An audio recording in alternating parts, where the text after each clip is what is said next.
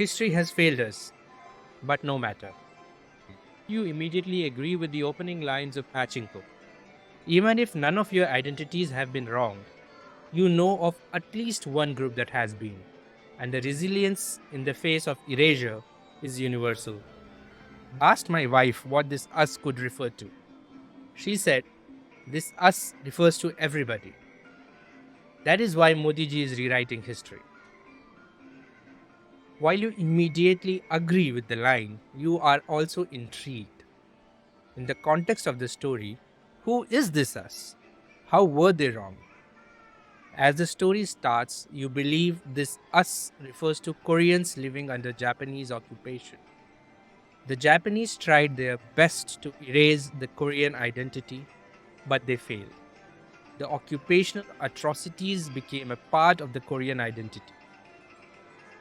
You would think that the Second World War was a long time ago, that we would respond to diverse cultures in a much better manner now. You would be wrong.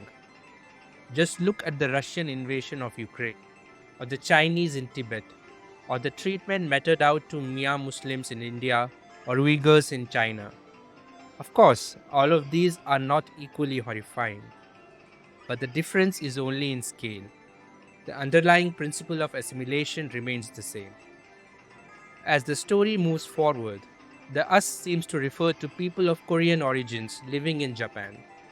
Some of them were born in undivided Korea, some born in Japan, some born to parents who were born in Japan. One wonders if it is even fair to call them Koreans anymore. The country that they belonged to, undivided Korea, does not exist anymore. They are now stateless individuals. For many of them, Japanese is their first language. In Korea, they are treated like Japanese bastards, and in Japan, they are just another dirty Korean, regardless of what they have achieved in their lives.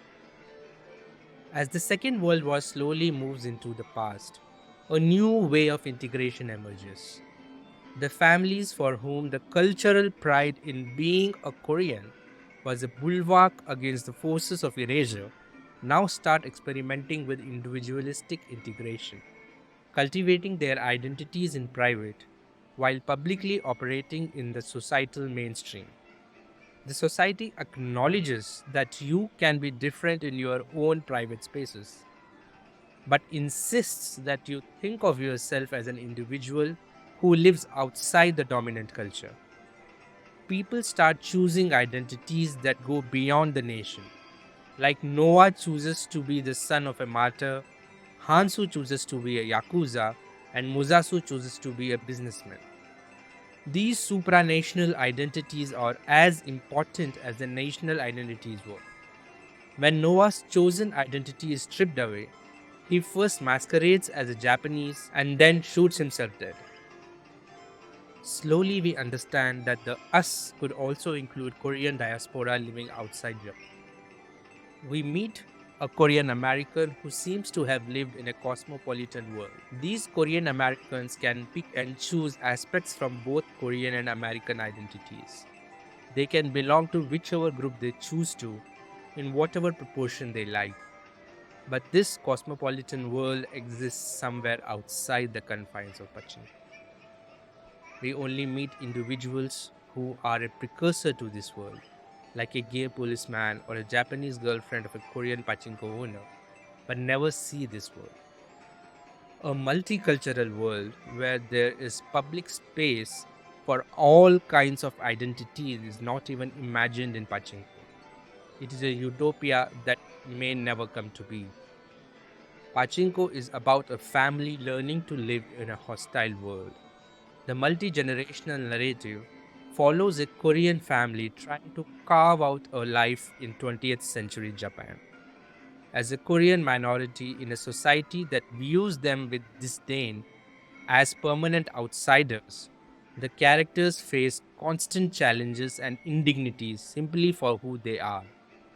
Their struggles give powerful voice to the experience of the diaspora, those whose sense of home and self exists in the cracks between culture. Yet, in showing the Korean family's immense fortitude across decades, Pachinko also serves as a testament to the human capacity for perseverance. The way the characters navigate the challenging tides of acceptance versus rejection, assimilation versus traditionalism, illuminates the different paths societies have taken when trying to integrate various cultures. In portraying these varied modes of integration, Pachinko opens a nuanced conversation about whether true belonging comes from conformity or if an authentic multidimensional identity is possible.